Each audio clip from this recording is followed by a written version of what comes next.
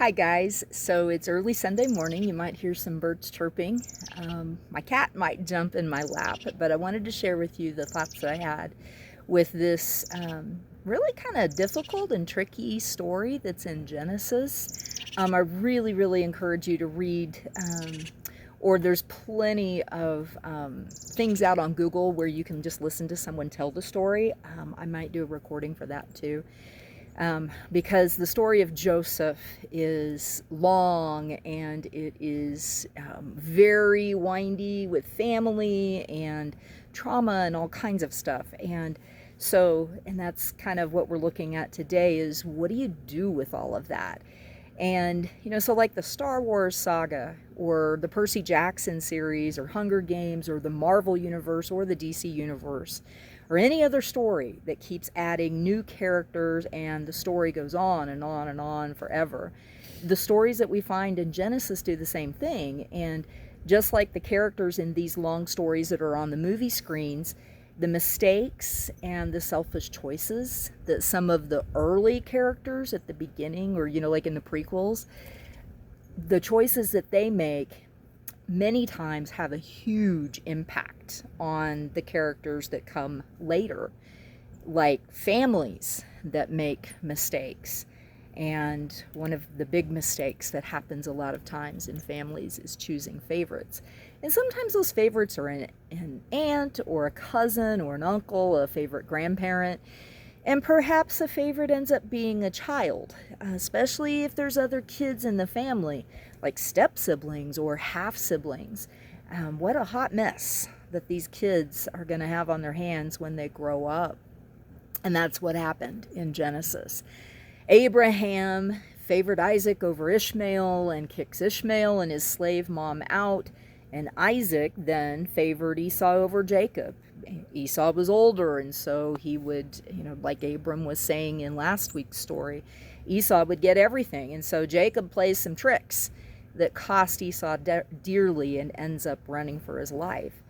So then Jacob grows up and has two wives, and he got tricked by the father of his two wives.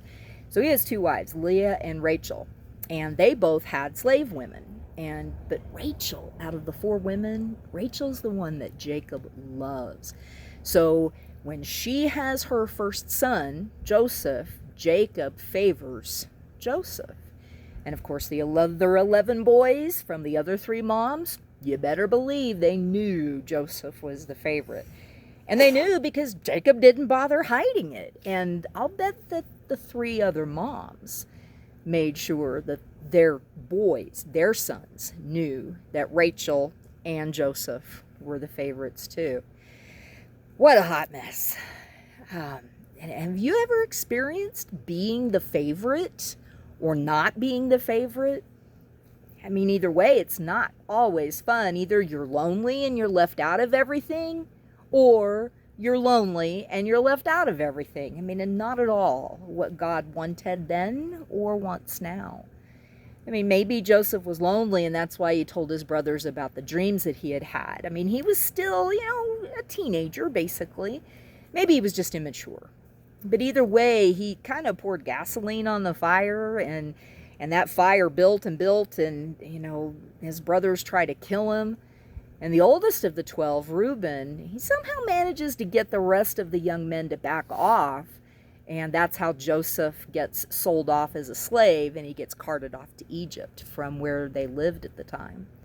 Now, what we don't see in between that movie clip and the next movie clip is the many years that happened in between that forced Joseph to grow up.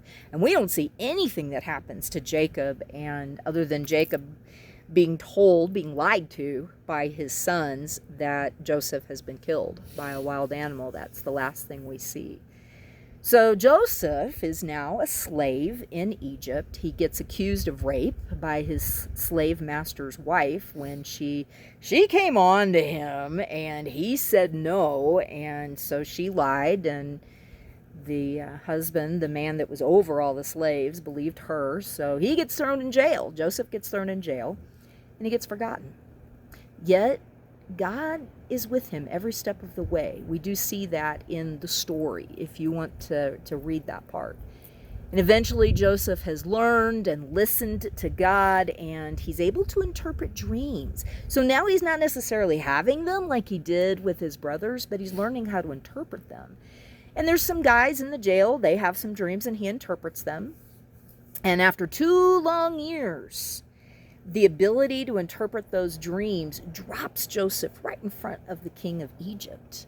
And Joseph interprets some dreams that the king has had. And boom, the king puts Joseph in charge of almost everything of this nation, not just a city, but this country. And the whole thing is to save Egypt. The dreams ended up being, hey, you got 7 years of good stuff coming, you got 7 years of bad stuff coming after that. There's a famine coming. So the king puts Joseph in charge of saving Egypt from this famine. And you may not know what a famine is. It's when no food grows for a while, either a drought or disease or something else, because we didn't have all the modern technology back then. This was way back. And people tend to starve when there's no food growing. And then when people starve, your country really kind of tends to fall apart. So this is a big, bad deal. And it wasn't just happening in Egypt. It was happening where Jacob and the boys, the 11 brothers of Joseph, were too.